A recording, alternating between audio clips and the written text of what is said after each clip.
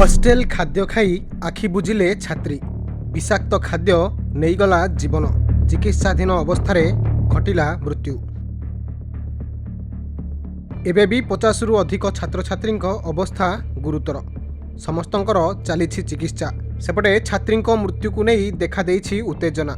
शताधिक ग्रामवासी अभिभावक स्कूल निकटरे रुंड होई करिसेंति प्रतिवाद। एभली दृश्य सामना को आसीछि मयूरभंज जिला काकबंध आश्रम स्कूल परिसर। पुलिस पहुंची उत्त्यक्त लोकों को बुझासुझा करिछि। प्राण हराइथिबा छात्री जनक हेले रूपाली बेसरा। से पंचम श्रेणी रे पढ़ुथिले। सूचना अनुसार गत रविवार दिन रासगोविंदपुर ब्लॉक काकबंध आश्रम स्कूल हॉस्टेल रे भोजन करिबा परे पिला माने असुस्थ होई पड़िथिले। समस्ते झाड़ाबांती एवं ज्वर रे आक्रांत होइथिले। पिलामानंकु प्रथमे स्थानीय रासगोविंदपुर डाक्तरखाना रे भर्ती करा जायथिला। सोमवार किछि पिला सुस्थ होई हॉस्टेल फेरिथिले। मात्र 50 रु अधिक पिलांक शरीर रे संक्रमण मात्रा अधिक थिबारु स्वास्थ्यावस्था रे सुधार आसी नथिला। फଳରେ सेमानंकु सोमवार जिला मुख्य चिकित्सालय को स्थानांतर करा जायथिला। जणे छात्रंक अवस्था संकटापन्न थिबारु तांकु आईसीयू रे रखा जायथिला। तेबे पंचम श्रेणी रे पढ़ुथिबा छात्री रूपालींकर चिकित्साधीन अवस्था मंगलवार मृत्यु घटिछि। एहाकु नै अंचल रे शोकाकुल परिवेश सृष्टि होइछि। अन्यपटे मोरडा विधायक तथा राज्य गृह निर्माण और नगर उन्नयन मंत्री कृष्णचंद्र महापात्र विलंबित राति रे डाक्तरखाना रे पहुंचिथिले। सेठारे से असुस्थ पिलामानंक स्वास्थ्यावस्था पचारि बुझिबा सह शीघ्र आरोग्य कामना करथिले। पिलांकु किभली उत्तम चिकित्सा सेवा जोगाई दिया जिवो से नहीं जिलापाल एवं जिला मुख्य चिकित्सा अधिकारी सहित विस्तृत आलोचना करथिले। एही घटना को मंत्री श्री महापात्र अत्यंत गंभीरतार सह नेइछंती।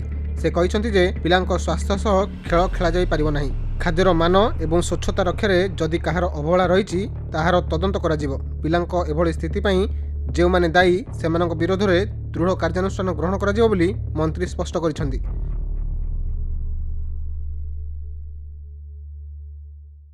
देखो बहुत ये तो अत्यंत दुखनीय घटना, बड़ा मर्मस्पद घटना। काली रासगोविंदपुर थी 3टा पर्यंत थी सकाल 4टा पर्यंत। आज भी आसिक आम देखिलु जहाँ जिलापाल एवं जो डॉक्टर मान संगे कथा है जहाँ ट्रिटमेंट हो पार सबुठ भल ट्रिटमेंट कर तार व्यवस्था कराई। डॉक्टर टीम दिखाई हॉस्टेल डॉक्टर टीम अच्छा ताकू अनुधान कराऊँच को कारण इन्फेक्शन है ताकू डिटेक्ट कराऊँच।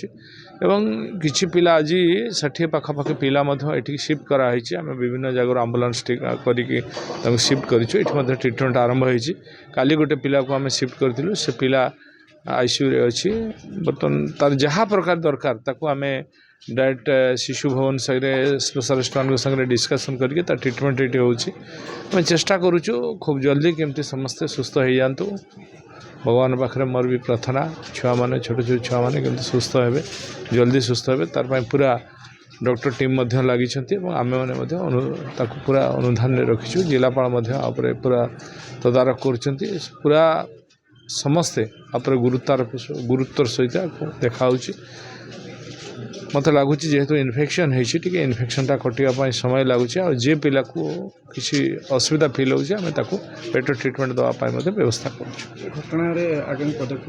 निश्चित भाव में पदक्षेप कर जिलापाल को कही आपको पूरा टीम करा टीम पूरा टिकी टिकी अनुध्यान कर जहाँ विरुद्ध रे दोषी बिली सब्यस्त हो कठोर कठोर दंड विधान करा कारण ये मोहन माझी सरकार क्या क्षमा करेंगे नहीं। लोकों सरकार लोकों विधि व्यवस्था सब कराई जहाँ दोष दुर्बलता जहाँ जना पड़ो ताको दंडित करा।